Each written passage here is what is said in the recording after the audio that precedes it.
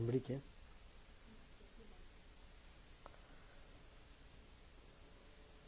Om Stapakaya cha dharmasya sarvadharma swarupine Stapakaya cha dharmasya sarvadharma swarupine Avatar Varishtaya Ramakrishna te Namah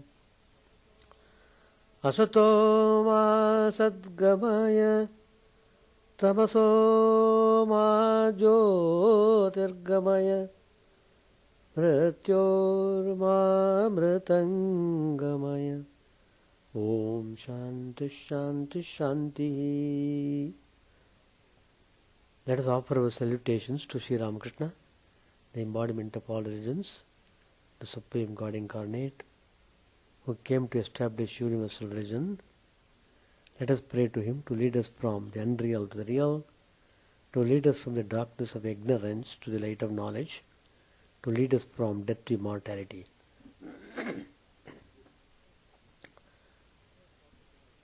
Today's topic I have taken from the Gospel of Sri Ramakrishna. 3 ways for transformation. One is Satsanga, second one Satpravachanam, third one Sarveshvara Chinta. All these 3 lead us to realize the truth. It transforms our life. Each one of these should be practiced with great care and attention. Sri Ramakrishna said to the Pandit, it is good to live in the company of holy men now and then. Sri Ramakrishna explains why. Because the disease of worldliness has become chronic in man. It is mitigated to a great extent in holy company. Again Sri Ramakrishna says in another place,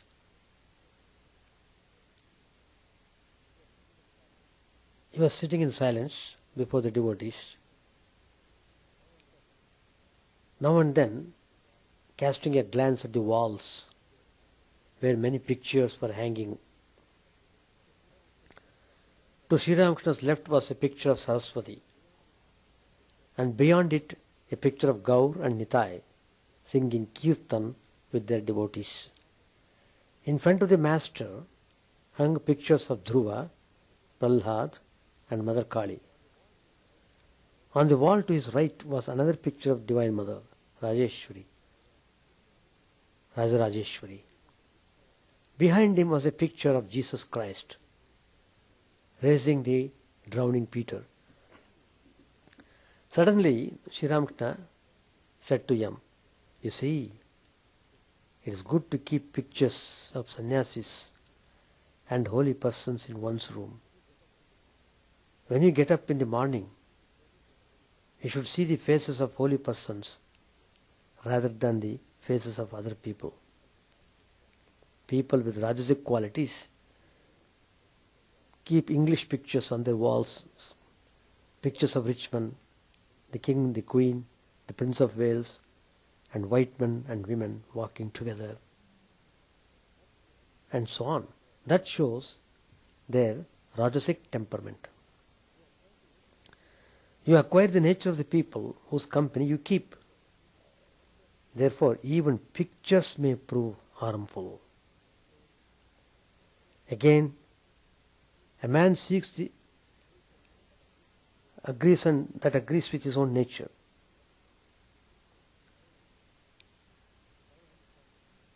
The Paramahamsas keep near them a few young boys, 5 or 6 years old. They allow such boys to be near them. Attaining the state of Paramahamsa, a man loves the company of boys. Like the Paramahamsas, the boys are not under the control of the gunas, sattva, rajas and tamas. By looking at trees, a man awakens in his heart the picture of a hermitage in which a rishi is practicing austerity. So, it is very helpful to have holy pictures in one's dwelling place. They will inspire and give us awakening to think of the divine. So satsang is very essential for a person who is pursuing spiritual life sincerely and seriously. There was once a king. He led this mighty army across the snowy peaks into the neighbor's kingdom for the war. On his way, he saw an ascetic, one who has mastered the senses and the mind. He is called an ascetic. So he saw an ascetic sitting on a bare rock with no clothes on his body, and with his head held between his knees, evidently to protect it from the chilly wind. The king, when he saw this, he was overcome with pity. He took off his own shawl and coat and offered them to the yogi. The yogi refused to accept them and said, "I am wearing the cloth given by God since my birth and will wear it on until the grave.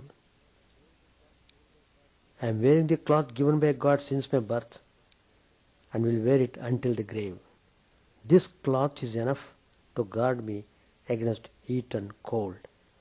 Please give these to someone who is poor." The king was surprised and asked, "Where can I find a poorer man than you?"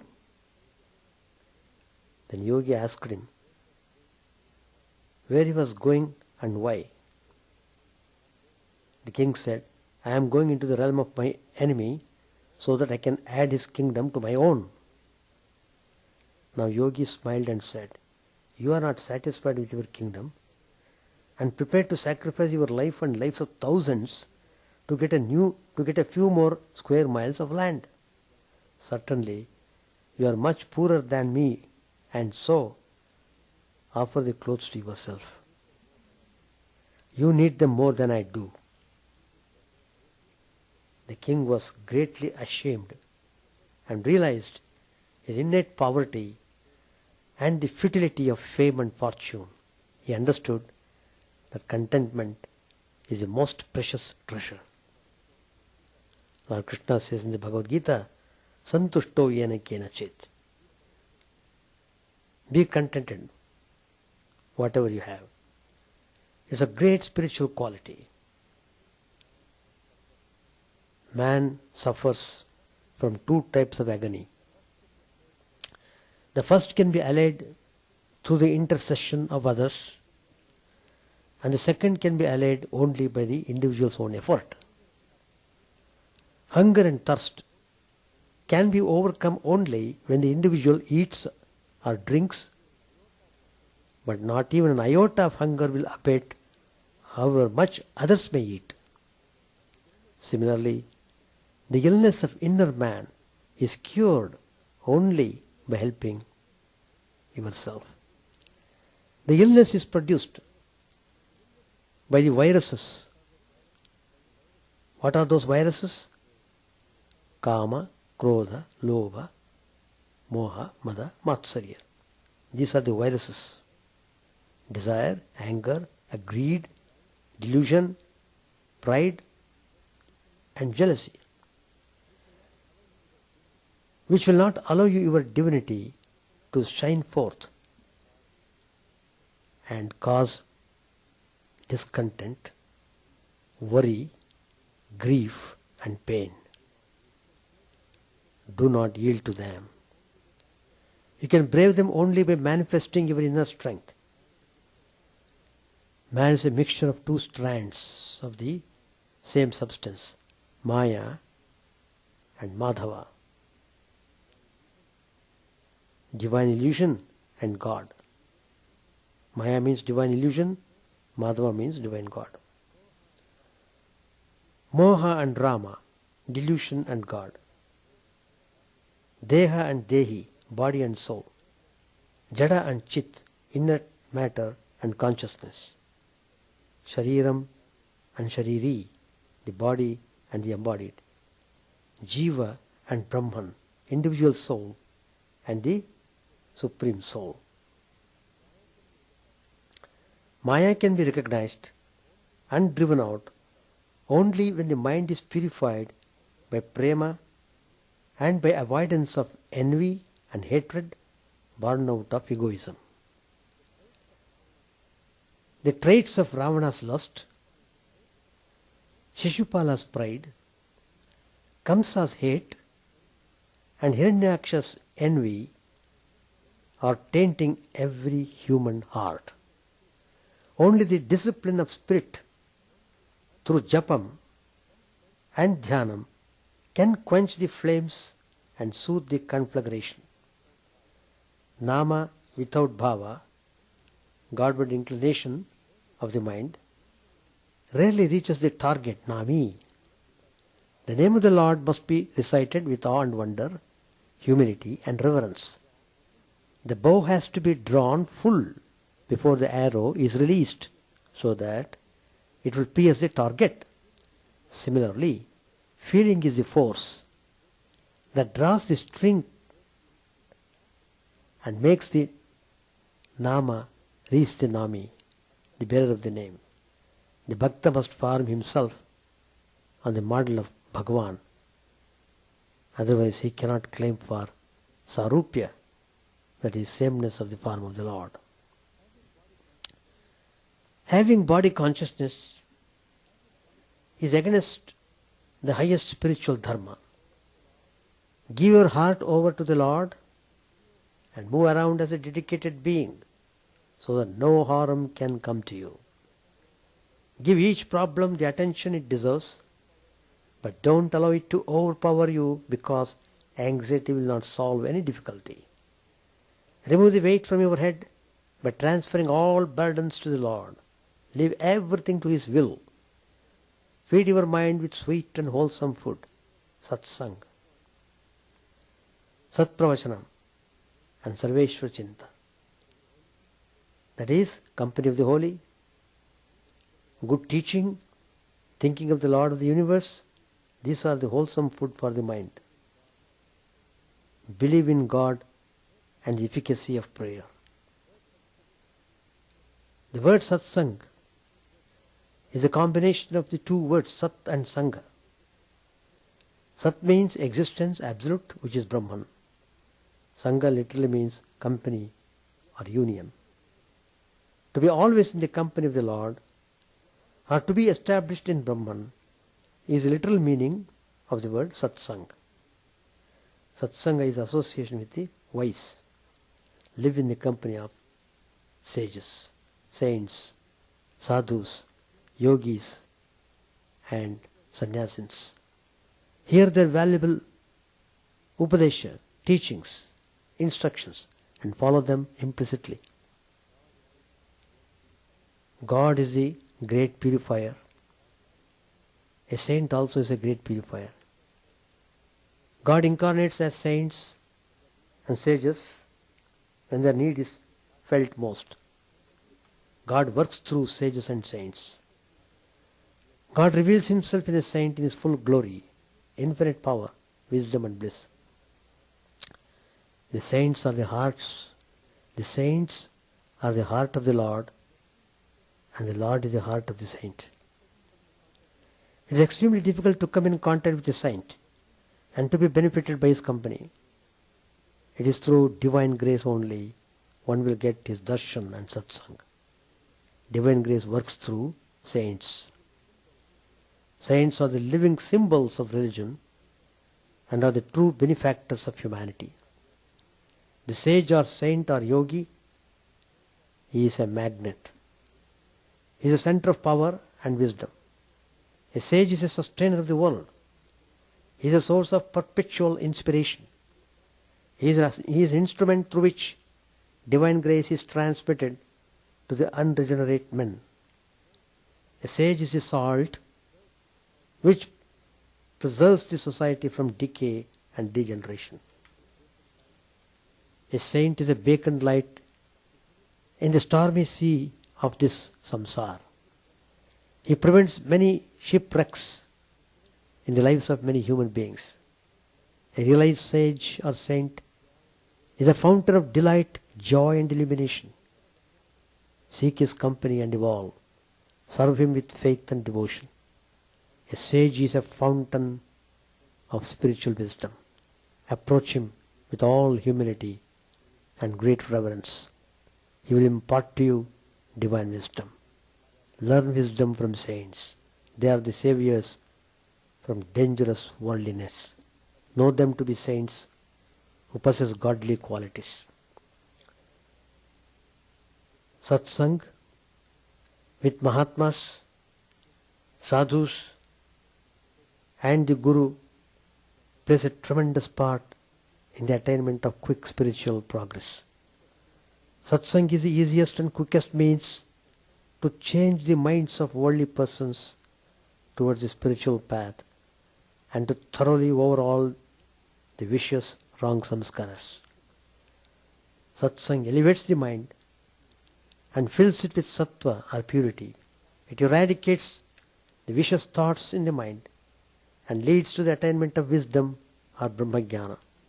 Without satsang, this mind which is filled with worldly impurities cannot be turned towards God. Satsang with sages is the surest viveka inspiring agent. Vairagya or dispassion cannot be attained without satsang. Satsang removes the darkness of ignorance and fills your mind with vairagya or non-attachment or dispassion for worldly pleasures. Satsang is the sun that dispels the cloud of ignorance. It forces you to lead the life divine and have strong conviction in the existence of God. The company of a saint remarkably hastens the growth of sattvic virtues in the aspirant and gives him strength to awaken the dormant powers and eradicate undesirable negative qualities and various defects. Satsang helps a great deal in the attainment of moksha. There is no other way. It removes and destroys the threefold affliction. It is an unfailing means to conquer Maya and this dire mind. Satsang is a formidable and impregnable fortress to protect the young aspirants from the temptations and the attacks of Maya. Just as a boat is the greatest shelter to a drowning man, so also a saint or a sage is the only shelter to the persons who are being drowned in the ocean of worldliness. Satsang is a sentinel at the door of moksha. If you make friendship with him, he will introduce you to his other friends, namely vichara, shanti and santosha, inquiry, peace, contentment, and you will attain self-realization quickly and easily. Satsanga is unfailing in its results.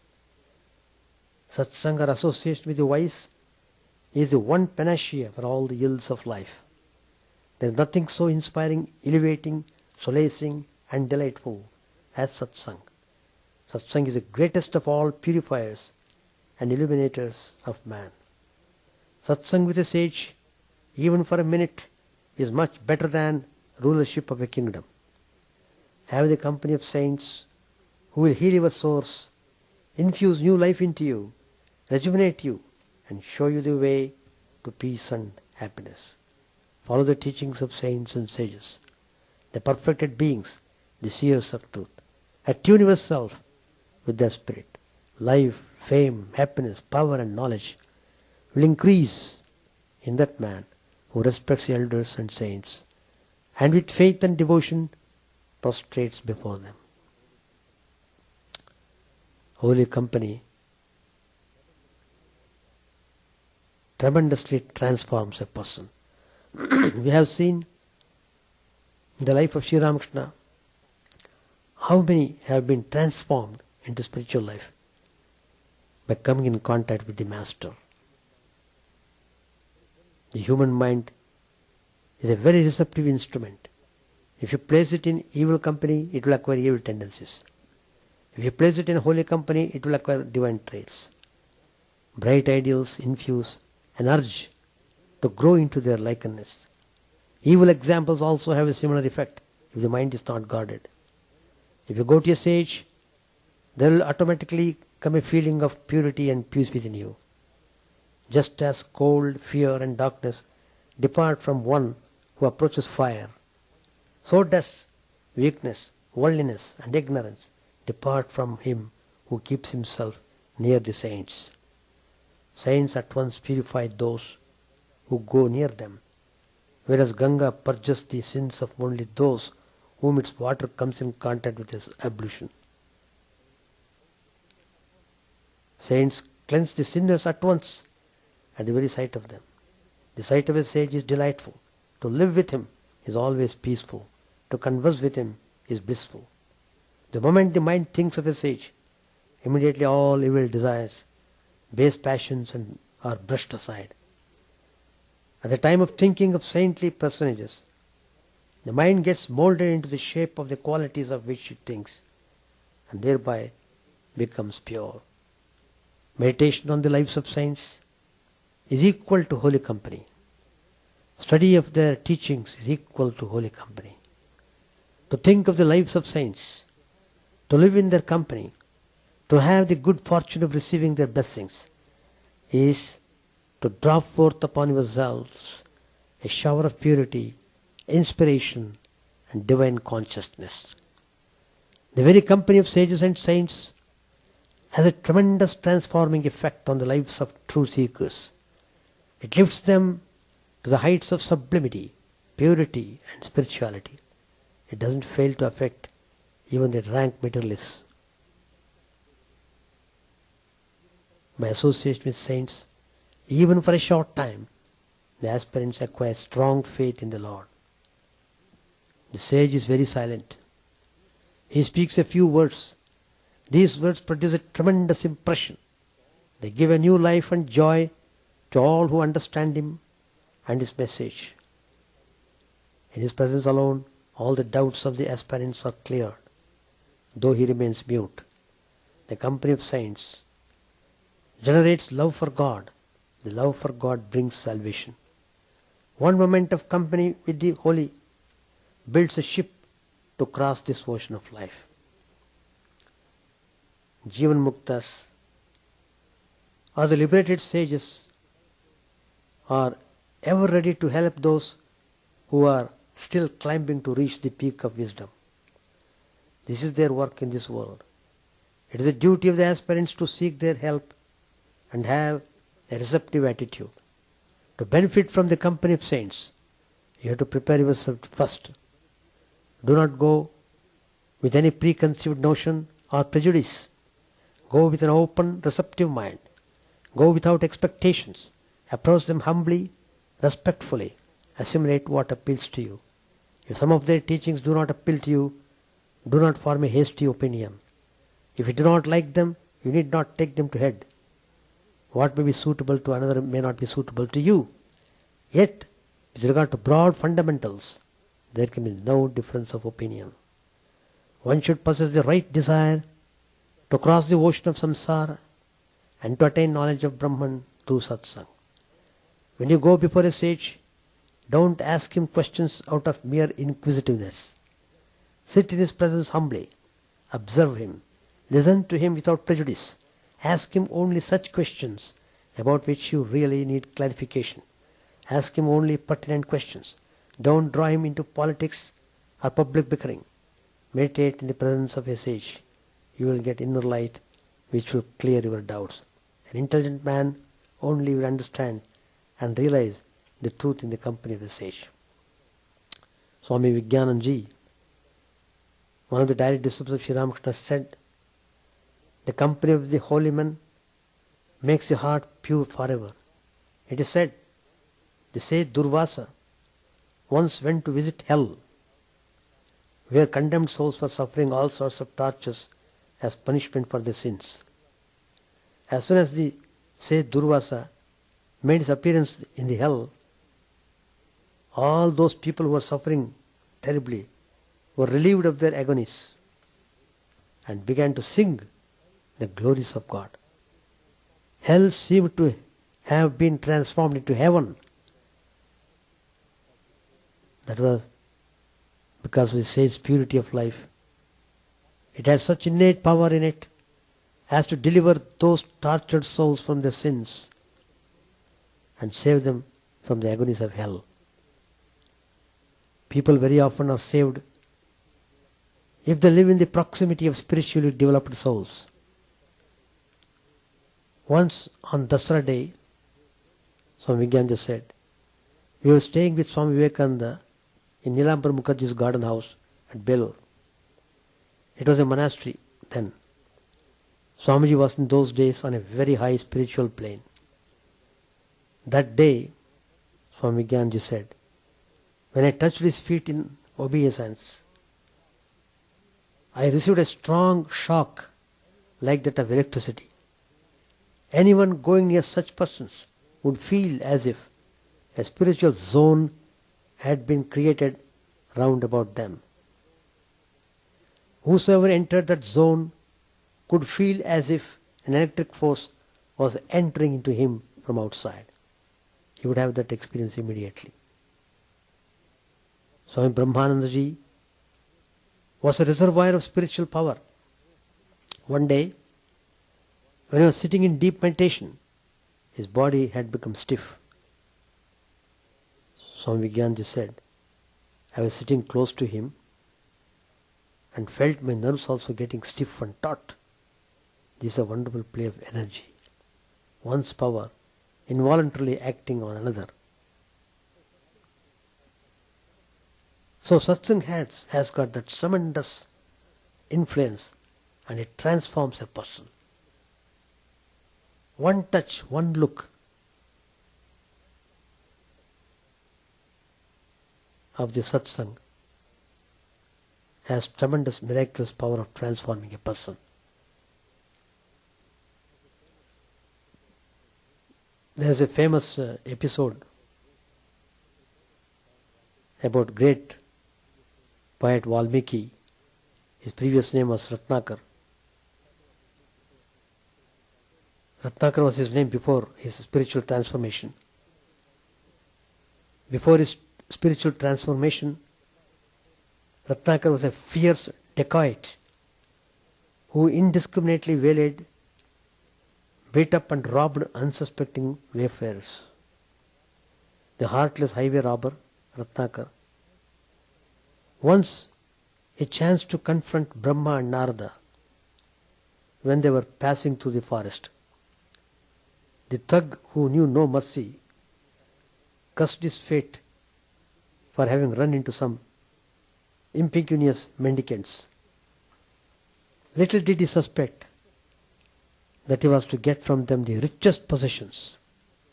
In soft and loving words, Brahma asked him, Beloved son, will you tell me why you rob people and indulge in such heinous crimes? Immediately the robber replied, Of course, to support my family. Brahma and Narada knew that Ratnakar was honest in his conviction that a householder had to support his family. This was a duty ordained by Dharma. Hence, he felt no qualm of conscience while robbing or even killing people for discharging his duty. But the all-knowing divines wanted to kindle the spark of divinity embedded in him. Well, the saint said, Brahma and Narad, noble indeed is your objective, but you must know that to loot, plunder and kill is sinful, even if it were to maintain one's family. Members of your family, no doubt, share your booty. But who will share your sins?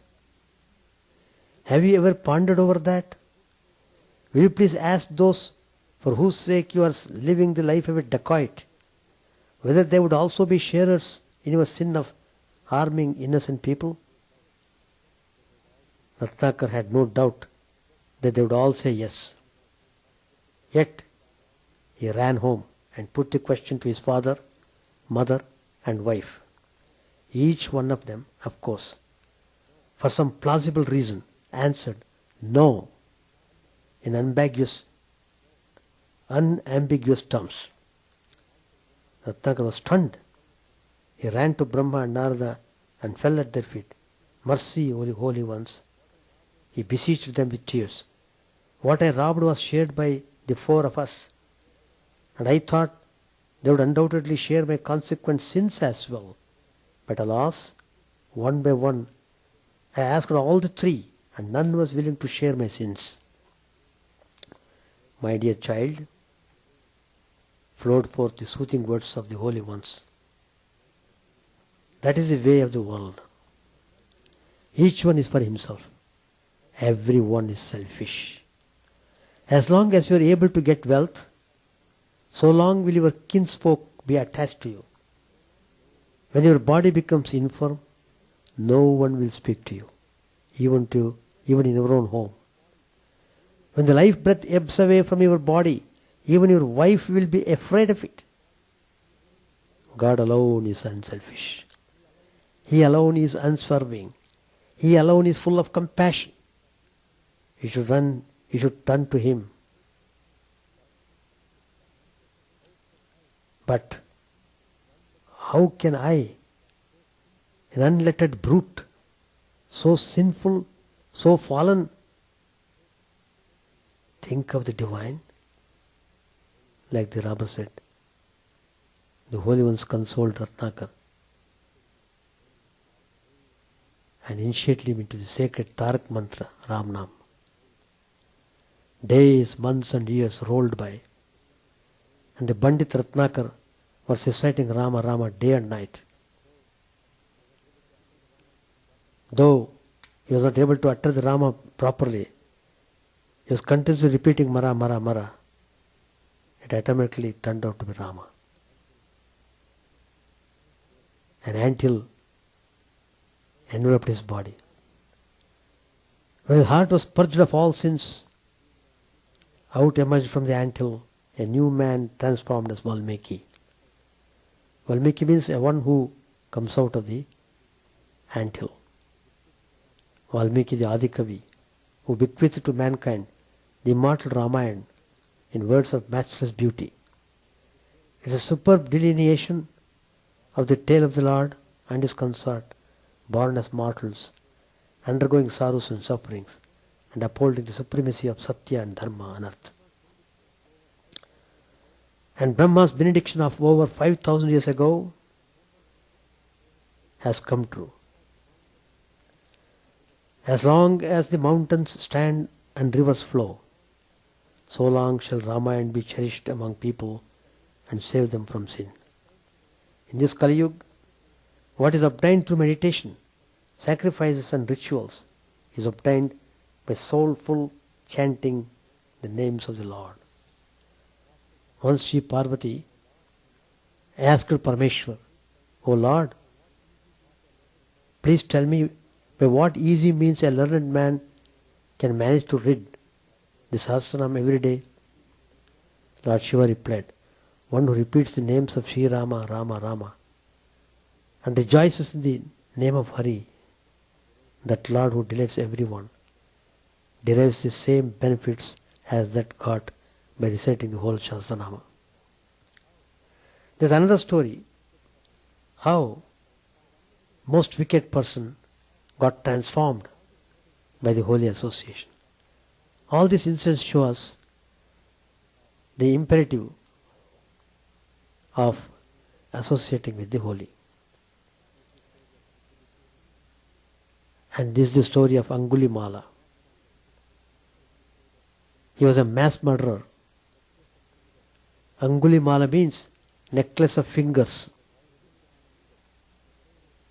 He was having a necklace of fingers. And this notorious murderer was transformed into a saint by the grace of Lord Buddha. Just by coming in contact with Buddha, the sinner became a saint. That's the greatness of holy association, satsang.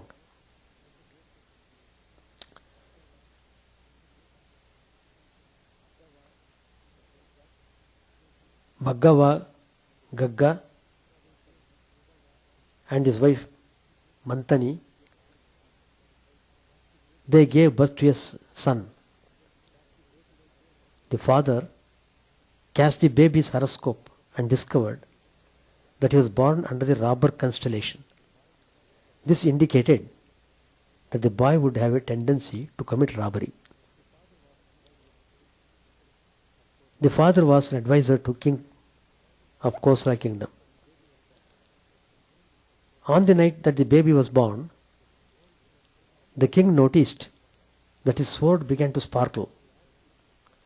This worried him, so he asked Bhaggava Gagga what it meant.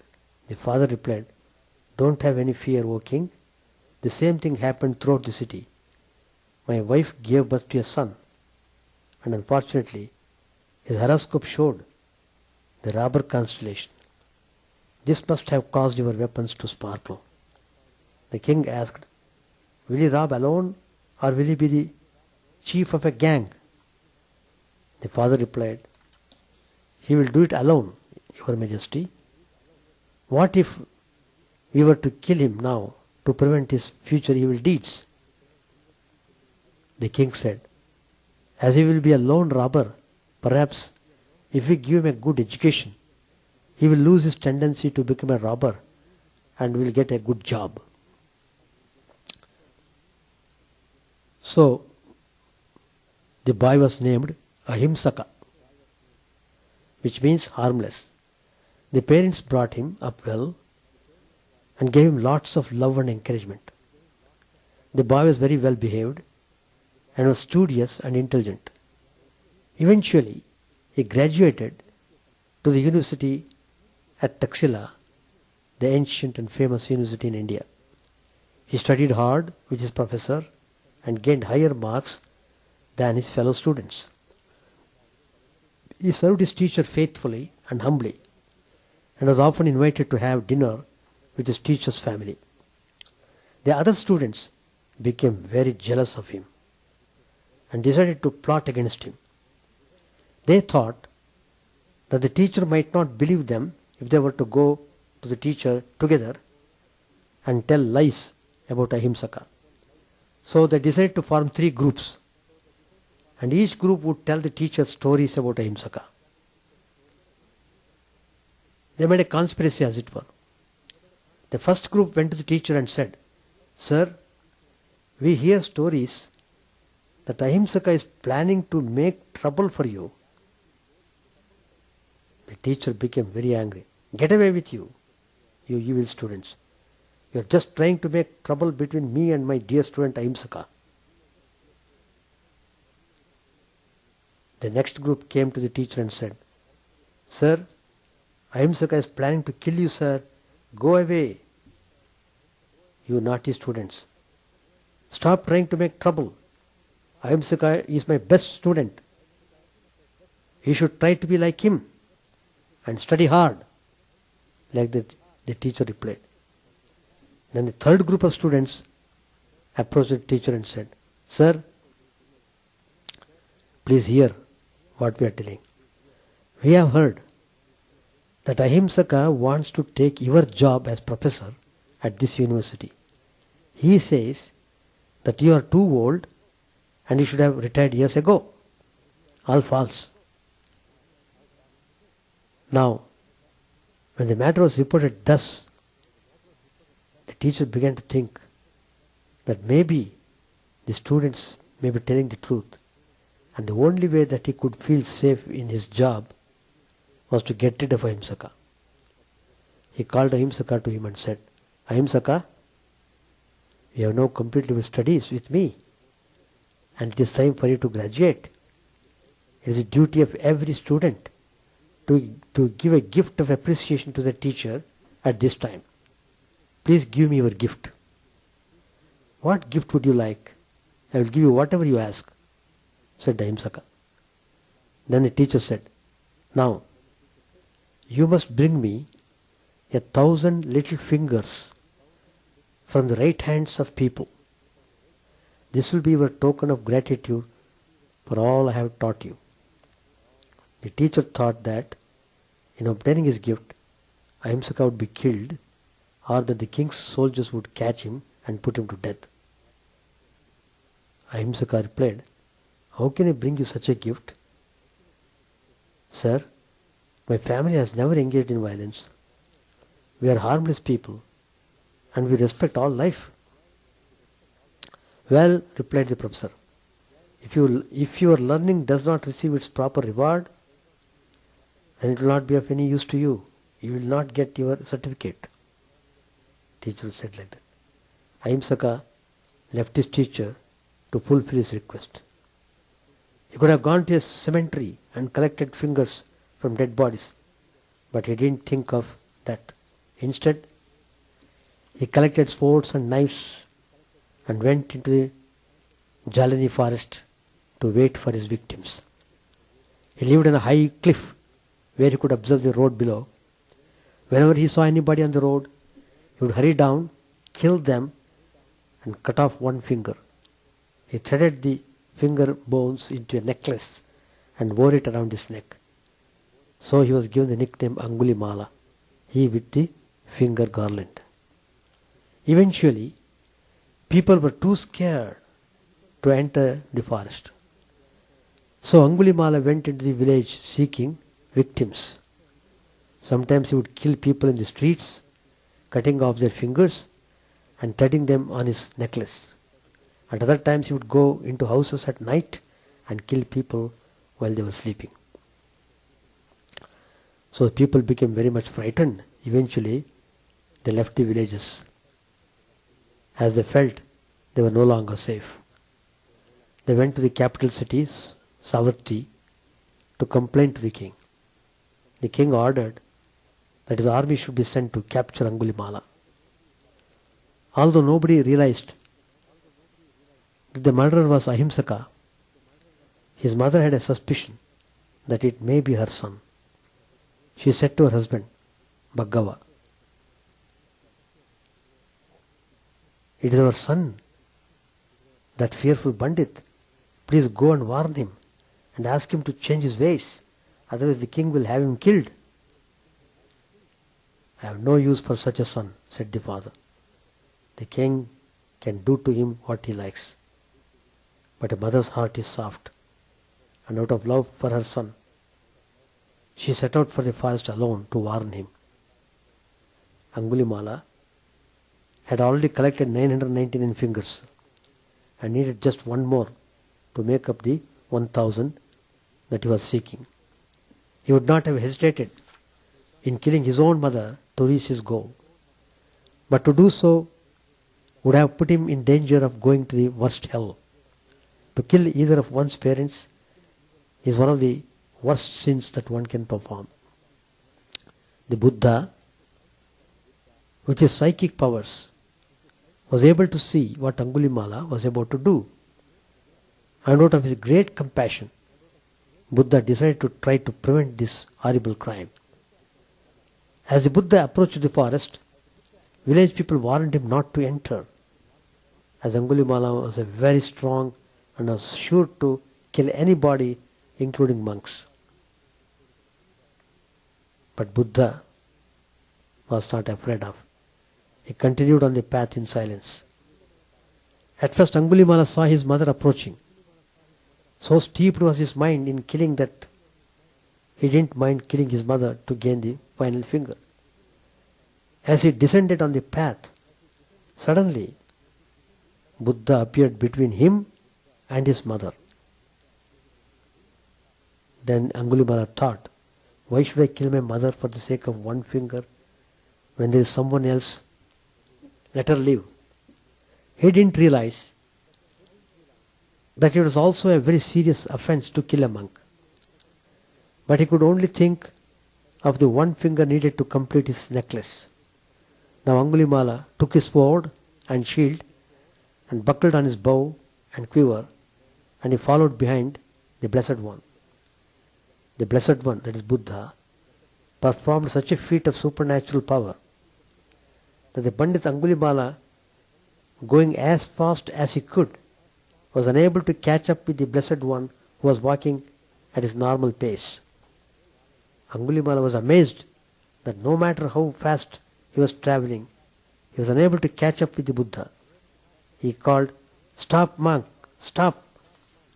Buddha replied, "I have stopped, Angulimala. You should stop too."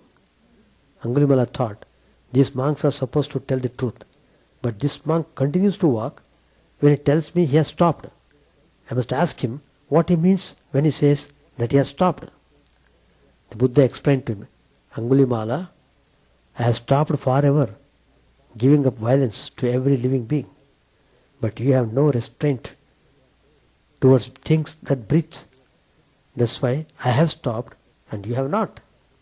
When Angulimala heard these words, a great change came over him.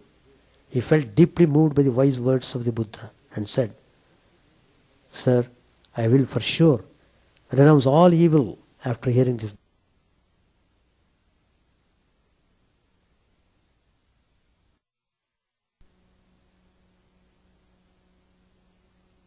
"Come, Bhikshu."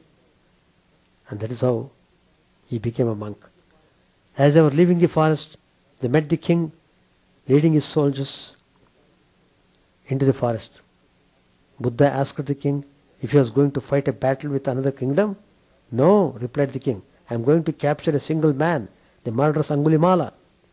Buddha asked the king, if you were to see Angulimala with a shaven head, wearing the yellow robes of a monk, and that he was abstaining from killing living beings, from stealing, from lying and deceiving, and was living the holy and blameless life, how would you treat him? The king replied, I would pay homage to him and offer him my protection. But how could such an unvirtuous person of evil character have such virtue and restraint?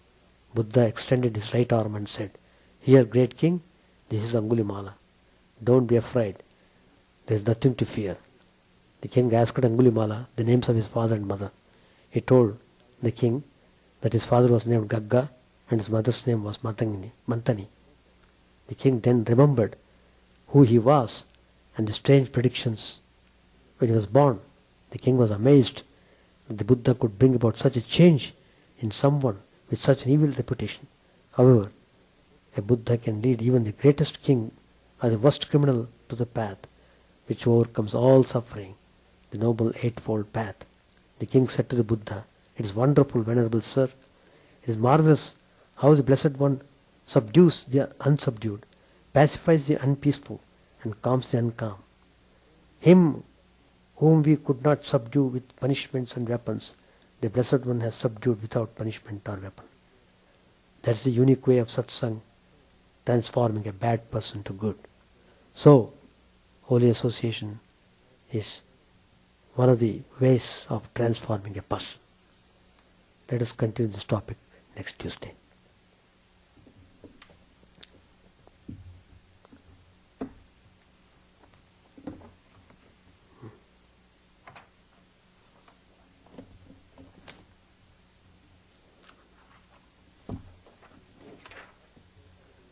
Master's love for the devotees.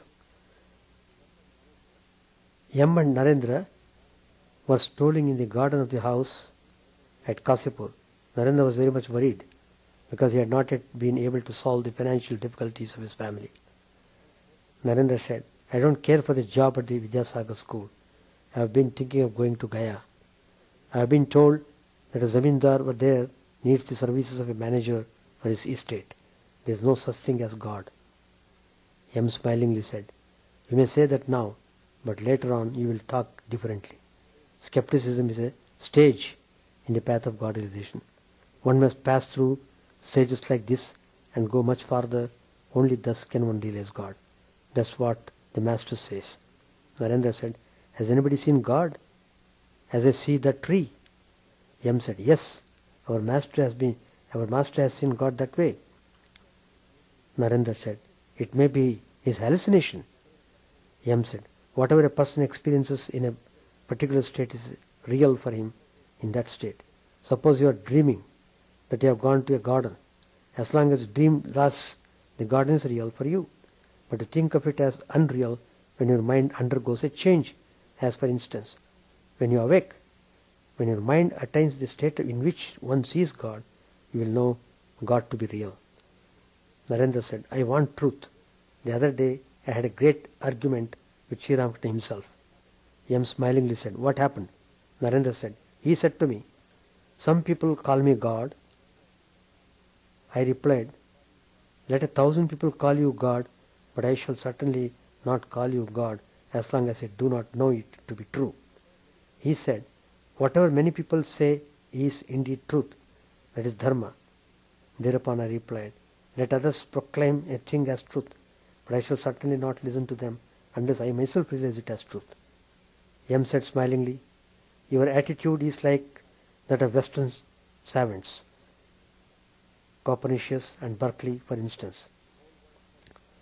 The whole world said it was the sun that moved, but Copernicus did not listen. Everybody said the external world was real, but Berkeley paid no heed. Therefore Lewis says, why was Berkeley not a philosophical Copernicus? Narendra said, can you give me a history of philosophy? Yam said, by whom? Lewis? Narendra, no.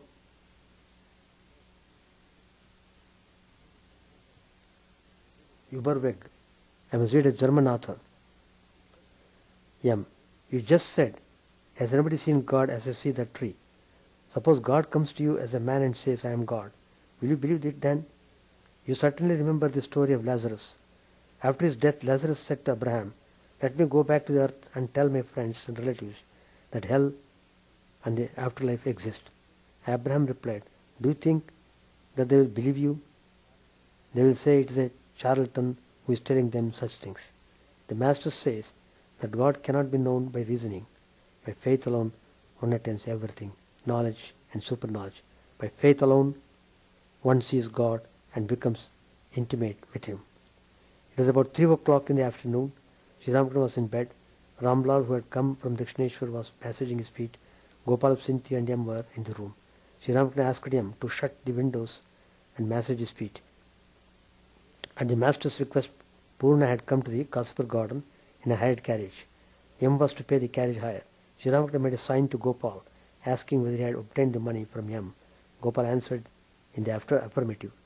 At 9 o'clock in the evening, Surendra, Ram and the others were about to return to Calcutta. It was the sultry month of April and Sri Ramakrishna's room became very hot during the day, so Surendra had brought some straw screens to keep the room cool. Surendra said, why, nobody has hung up these straw screens. Nobody here pays attention to anything. A devotee said smilingly, the devotees here are now in the state of Brahmajnana.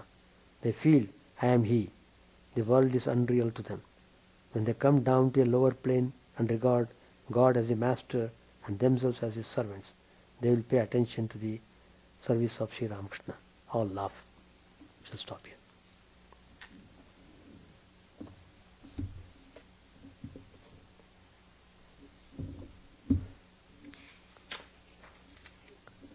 I shall read. Chant the name of the Lord and His glory unceasingly, that the mirror of the heart may be wiped clean and quenched with mighty forest fire, worldly lust raging furiously within. O name, stream down in moonlight of the lotus heart, opening its cup to knowledge of thyself, O self, drowned deep in the waves of His bliss, tasting His nectar at every step, bathing in His name that bath for weary souls. Various are thy names, O Lord, in each and every name thy power resides. No times are set, no rites are needful for chanting of thy name. So vast is thy mercy, how huge then is my wretchedness, who find in this empty life and heart no devotion to thy name. O my mind, be humbler than a blade of grass, be patient, forbearing like a tree, take no note of thyself, give honor to all, chant unceasingly the name of the Lord. O Lord and soul of the universe, mine is no praise for wealth or retinue, the playthings of lust or the toys of fame, as many times as I may be reborn. Grant me, O Lord, a steadfast love for thee. A drowning man in this world's fearful ocean is thy servant, O sweet one. In thy mercy consider him as dust beneath thy feet. Ah, how I long for the day when an instant's separation from thee, O Lord, will be as 1,000 years, when my heart burns away with its desire, and the world without thee is a heartless void. Prostrate at thy feet that may be, in unwavering devotion, neither imploring the embrace of thine arms, nor bewailing withdrawal of thy presence, though it tears my soul asunder. O thou, who stillest the hearts of thy devotees, do with me what thou wilt, for thou art my heart's beloved, thou and thou alone. O Lord, lead us from the unreal to the real, lead us from darkness to light, and lead us from death to immortality. May all be free from dangers, may all realize what is good, may all be actuated by noble thoughts, may all rejoice everywhere, may all be happy, may all be free from disease, may all realize what is good, may none be subject to misery. May the wicked become virtuous, may the virtuous attain tranquility, may the tranquil be free from bonds, may the freed make others free. May good bear all people, may the sovereign righteously rule the earth, may all beings ever attain what is good, may the worlds be prosperous and happy, may the clouds pour in time, may the earth be blessed with crops, may all countries be freed from calamity, may holy men live without fear.